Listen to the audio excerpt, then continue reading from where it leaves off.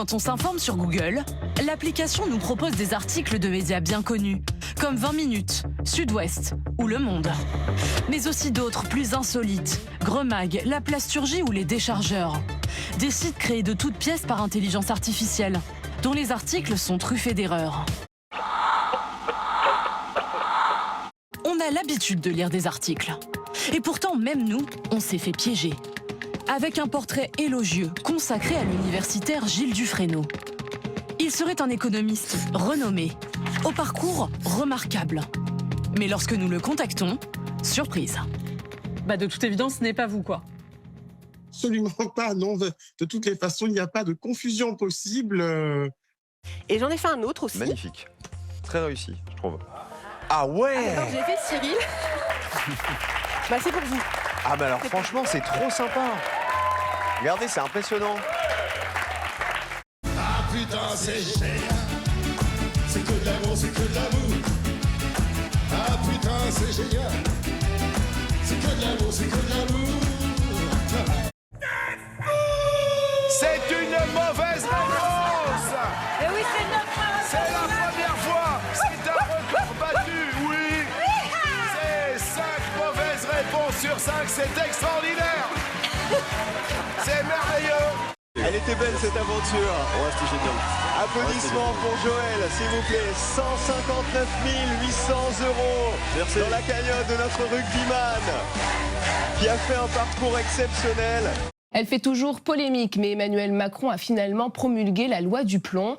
Une semaine après la censure partielle du texte par le Conseil constitutionnel, exit l'article 2 qui prévoyait de réintroduire l'acétamipride, un pesticide interdit. Il a été jugé contraire à la charte de l'environnement par les sages, mais restent les mesures de simplification administrative pour les gros élevages et la construction de méga-bassines. Le thermomètre s'est encore envolé en France aujourd'hui avec des dizaines de records de chaleur battus. 42 degrés 9 en Ardèche et dans l'Aveyron, 40 degrés à Lyon sous la chaleur écrasante. Les travailleurs sont parmi les plus exposés. Est-ce que vous souffrez de cette chaleur? Oui, parce que j'ai vécu 35 ans en Afrique, au Sénégal, et la chaleur, je la supportais plus. Donc j'ai climatisé tout mon appartement. Passé les 32 degrés, l'efficacité au travail chute de 40%. C'est même 67% au-delà des 38 degrés. Quand le mercure poursuit son inexorable ascension, on pourrait croire que la bière est un moyen à la canicule, hein, de lutter. Il y a quand même 90% d'eau dedans. Et voilà. À Paris, placé en vigilance orange, 36 degrés sont attendus cet après-midi.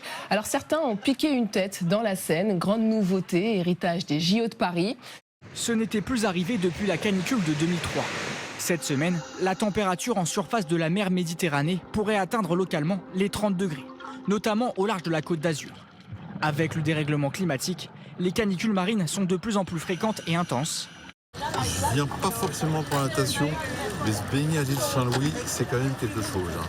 Vous avez un cadre magnifique, l'eau elle est à 24-25, et vous le voyez, il y a peu de monde. Non, c'est vraiment très agréable. Un décor idéal pour le surf. Pourtant, c'est à seulement 250 mètres de cette côte qu'un surf park devrait voir le jour. Une immense piscine à vagues, l'équivalent de 4 bassins olympiques. Une aberration pour les surfeurs vendéens, l'océan leur semble largement suffisant. Bienvenue à Slamarac. Ce qui a commencé comme une petite tradition locale il y a quelques années est devenu un événement incontournable pour les surfeurs en quête de sensations fortes.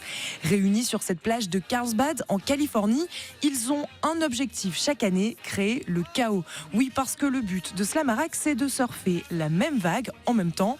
Inutile de vous rappeler que c'est très dangereux, les images parlent d'elles-mêmes. Les opposants dénoncent un complexe très gourmand en énergie et alimenté par un système de pompage dans l'océan. L'eau devra être dessalée et le sel rejeté en mer, sans précision sur les conséquences environnementales. Mais avec un soleil de plomb et près de 40 degrés tout l'été, Angelo n'a d'autre choix que d'arroser son golf toute la journée. Les golfeurs n'aiment pas jouer sur un parcours grillé par manque d'eau.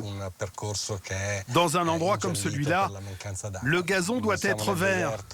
On n'est pas dans le désert, on n'est pas en Afrique. Ça doit être vert ici.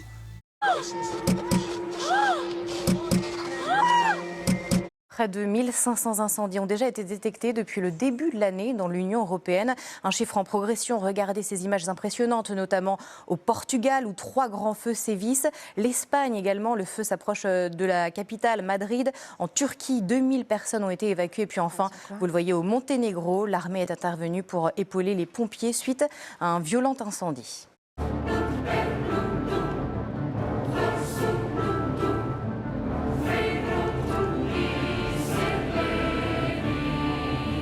Au nord du Portugal, une image rare, impressionnante, une tornade de flammes.